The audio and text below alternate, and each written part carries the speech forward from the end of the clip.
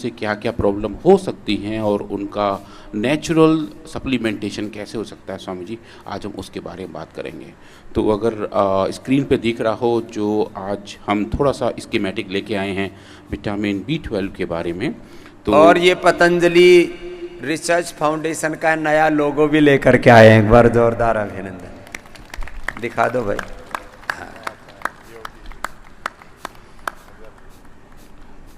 अगर हम देखें स्वामी जी, ये जो विटामिन B12 है, ऐसा कहा जाता है कि ये एनिमल फूड में ज़्यादा पाया जाता है, जैसे दूध है, दही है, पनीर है, और ये हमारा शरीर उसको प्रोसेस कर लेता है। ये हमारे dietary supplement, dietary input, dietary intake के साथ हमारे शरीर के अंदर जाता है। और इसके बहुत सारे ठिकाने हैं स्वामी जी हमारे बॉडी के अंदर।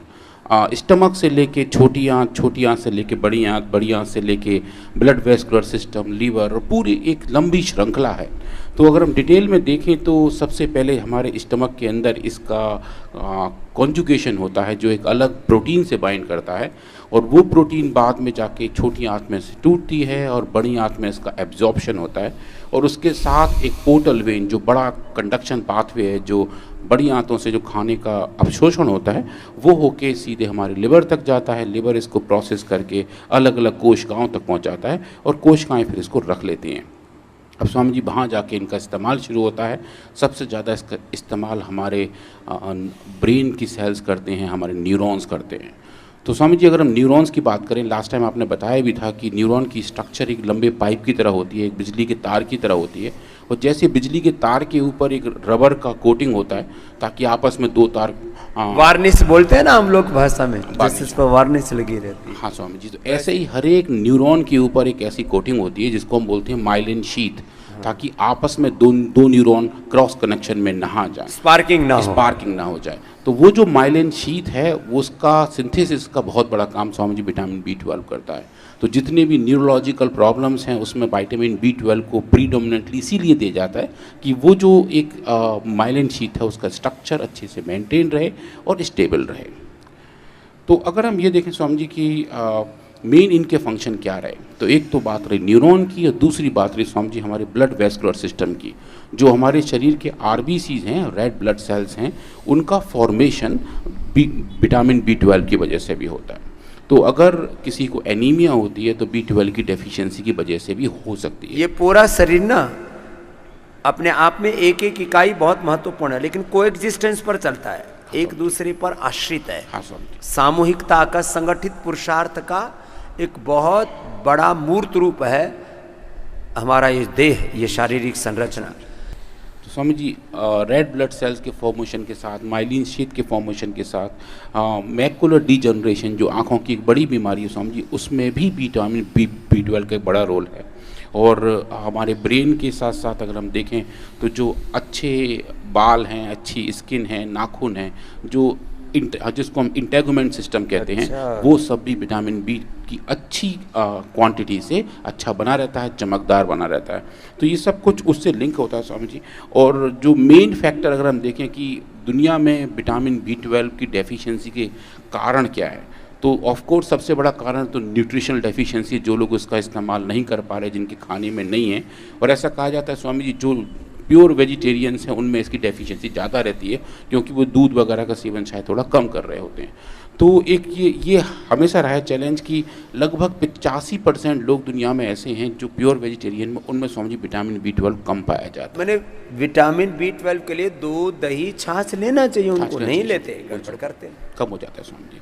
और इंडिया में देखें तो ऐसा देखा जाए स्वामी, लगभग कम से कम 47%, 47% लोग ऐसे हैं जिनमें विटामिन B12 की डेफिशिएंसी है, और बहुत सारे ऐसे हैं जिन्हें इसके बारे में पता भी नहीं है। तो वो जो ना पता होना और उसके बाद उस डेफिशिएंसी की वजह से होने वाली बीमारियों का एक मैनेजमेंट बहुत बड़ा रिस्क बन जाता है, और वो एक अनमेट मेडिकल नीड के तौर पे सामने आता है कि इसको हम कैसे मैनेज कर पाएँ।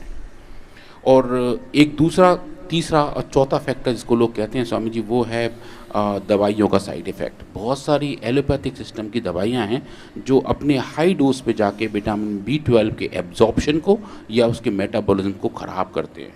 तो कुछ दवाइयों की लिस्ट स्क्रीन पर दिख रही है स्वामी जी। कुछ ऐसी दवाइयाँ हैं जो सीजर में इस्तेमाल की जाती हैं, कुछ कीमोथेरेपी की दवाइयाँ जैसे मेथोट्रैक्सेट बहुत कॉमन दवाई है, और कॉल्चिसिन जो दर्द में इस्तेमाल किया जाता है स्वामी जी। जिनको गाउट डिजीज़ है उनके लिए कॉल्चिसिन इस्तेमाल करते हैं।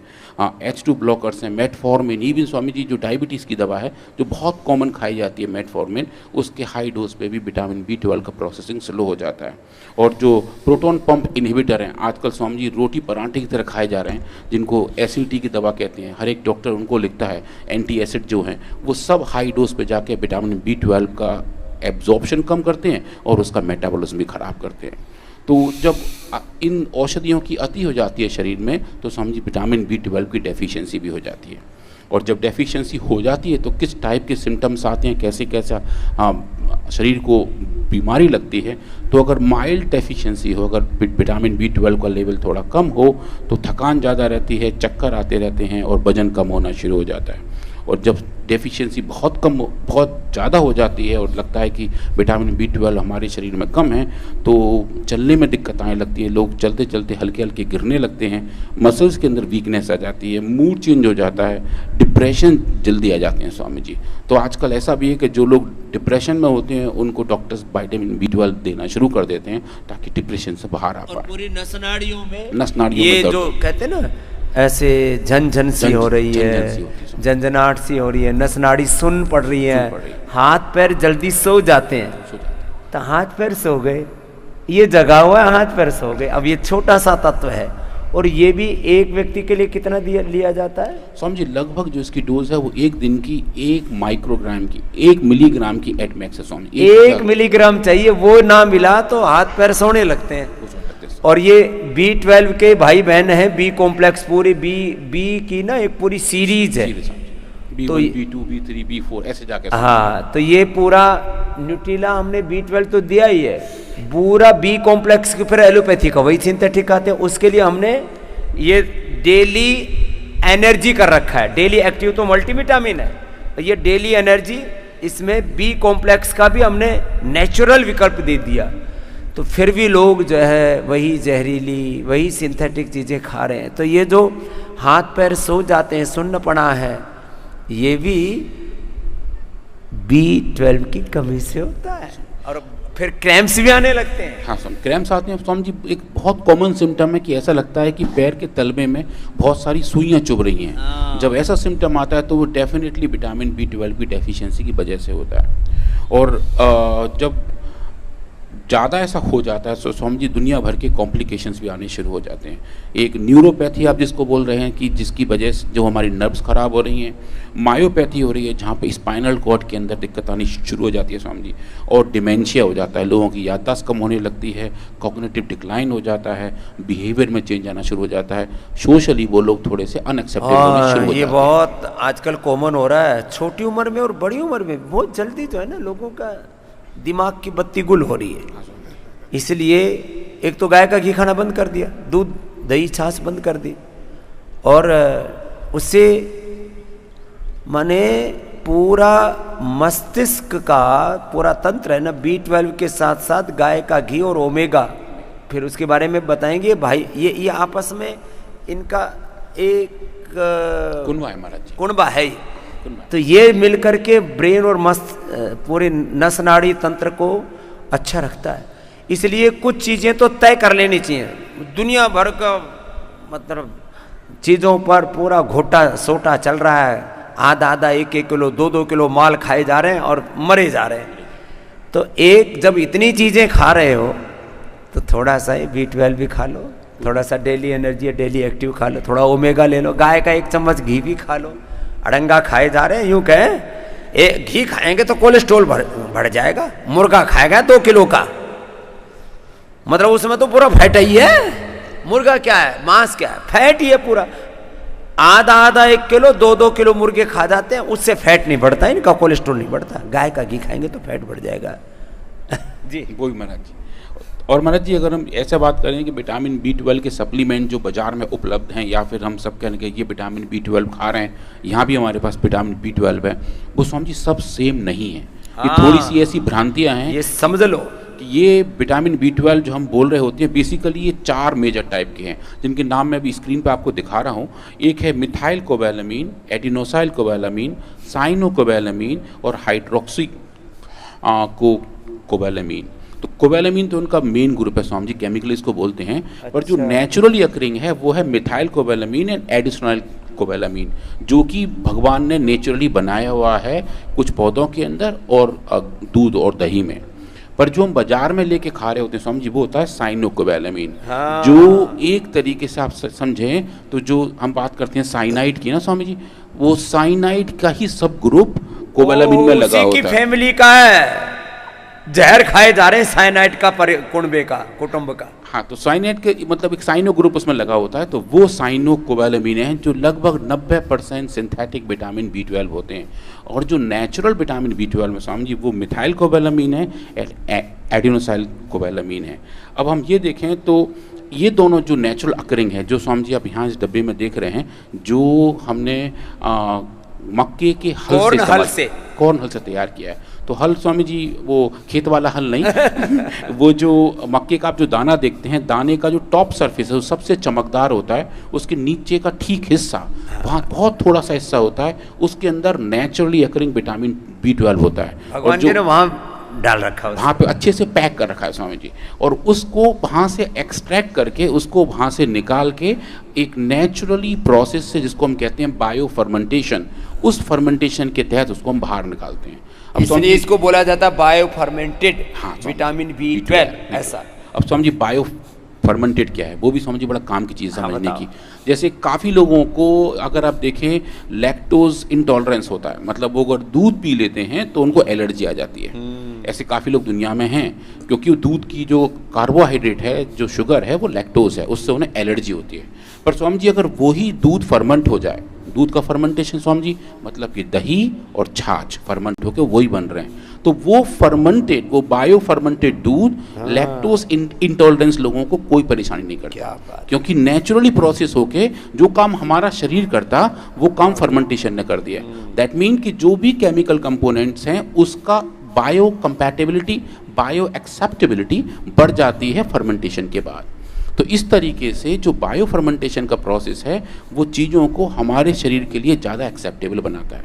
तो अगर हम कॉर्न के हल को, कॉर्न की जो टॉप सरफेस के नीचे का हिस्सा है, उसको बायो फर्मेंट करते हैं, तो वो जो विटामिन B12 वहाँ प्रेजेंट होता है, जिसको हम कह रहे थे मिथाइल कोबैलामीन, उसकी हमारे शरीर के प्रति सुग्राह्यता बढ़ जाती है, एक्सेप्टेबिलिटी बढ़ जाती है, हमारा शरीर उसे अच्छे से ले पाता है।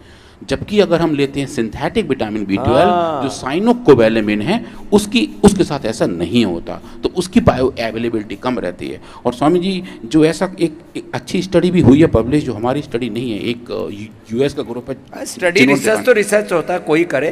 उन्होंने स्वामी जी बड़ी अच्छी चीज़ दिखाई। उन्होंने स्वामी जी क्या बताया कि अगर हम नेचुरल विटामिन B12 की जगह साइनोकोबैलामीन लेते हैं जो सिंथेटिक वाला है, तो हमारे शरीर के अंदर बहुत लंबे टाइम के यूज़ करने के बाद साइनाइड का लेवल बढ़ जाता है। और वो भी उन लोगों में स्वामी जो लोग ज़्यादा टोबैको का इस्तेमाल करते हैं, जो पान मसाला खा रहे हैं, गुटखा खा रहे हैं, स्मोकिंग कर रहे हैं, उनके अंदर टोबैको की वजह से साइनाइड का लेवल बड़ा होता है। तो जब ऐसे लोग सिंथेटिक विटामिन B12 का इस्तेमाल करते हैं तो लॉन्ग टर्म में स्वामी जी उनका विटामिन B12 के इस्तेमाल की वजह से साइनाइड का लेवल बढ़ता है और टॉक्सिटी बढ़ जाती है। और दूसरी स्टडी स्वामी जी एक बहुत अच्छी स्टडी थी, जिन्होंने ये बताया कि जो सिंथेटिक विटामिन B12 है, जो साइनोकोबैलामीन है, वो हमारे शरीर में ज़्यादा देर तक रुकता ही नहीं है, हमारा शरीर उसको तुरंत बाहर निकाल देता है। हम लोग क्या करते हैं, खा तो लेते हैं विटामिन D, B12, कैल्शियम, ये आयरन, ये थोड़ी देर तो शरीर में टिकते हैं, उस दौरान खून टेस्ट कराने भी चले गए तो ब्लड में दिखेंगे और फिर बॉडी में मिलेंगे ही नहीं, फिर नीचे वॉश आउट हो जाते हैं, यूरिन के द्वारा, कुछ टॉयलेट के द्वारा, कुछ पसीने के द्वारा, ये सब चीज़ें निकल जाती हैं। और तो इसीलिए स्वामी जी जो नेचुरली अकरिंग विटामिन B12 का फॉर्म है जो मिथाइल कोबालामिन है उसकी बायो अवेलेबिलिटी हमारे शरीर में स्टेबिलिटी सिंथेटिक के मुकाबले ज़्यादा होती है। तो स्वामी जी जो हमारे पास Nutrela vitamin B12 bio fermented है, जिसमें स्वामी जी कॉर्न के साथ साथ दो अलग चीज़ भी मिली हुई हैं, मोरिंगा और एलोवेरा। हाँ। अब एलोवेरा स्वामी जी क्या करता है कि विटामिन B12 के एब्जॉर्प्शन को बेटर करता है। तो अगर एलोवेरा साथ साथ प्रेजेंट होता है तो हमारा शरीर, हमारी छोटी आंतें और बड़ी आंतें इसका एब्जॉर्प्शन बेटर कर लेती हैं। तो जो भी हम खा रहे होते हैं वो हमारे पूरे शरीर को लगता है। और मोरिंगा में पूरा बी कॉम्प्लेक्स का सारा नेचुरली भगवान ने पैक कर रखा है। तो समझिए ये जो तीनों एक यूनिक कॉम्बिनेशन के साथ विटामिन B12 का सप्लीमेंटेशन बहुत अच्छा करते हैं। हमने स्वामी जी यहाँ कुछ अपने यहाँ भी स्टडीज़ की और ऐसे लोगों को जो लोग विटामिन B12 की जिनमें डेफिशिएंसी थी, हमने उनको ये बायो फर्मेंटेड विटामिन B12 दिया और पाया स्वामी जी कि इसके 7 दिन के इस्तेमाल के अंदर ही अंदर स्वामी जी उनका ब्लड का B12 का लेवल बढ़ गया था विदिन 7 डेज। 7 ये है एफिकेसी लेवल। लोग सोचते नहीं ये केमिकल वाले सिंथेटिक इनका तुरंत असर आता है। अरे तुरंत असर अमृत का आता है, जहर का बावड़े ऊपर से आता है, वो भूल-भुलैया मायावी है वो। तो अभी स्वामी जी अब हम इनमें लॉन्ग टर्म स्टडी कर रहे हैं और ये देखने का प्रयास कर रहे हैं कि ये बढ़ा हुआ लेवल कब तक हमारे साथ रहता है और इसका अगर हम रेगुलर इस्तेमाल कर रहे हैं तो स्टेबल लेवल और विटामिन B12 के हैं या नहीं। और स्वामी जी जो आजकल के डेटा है वो बहुत ही एक्साइटिंग है।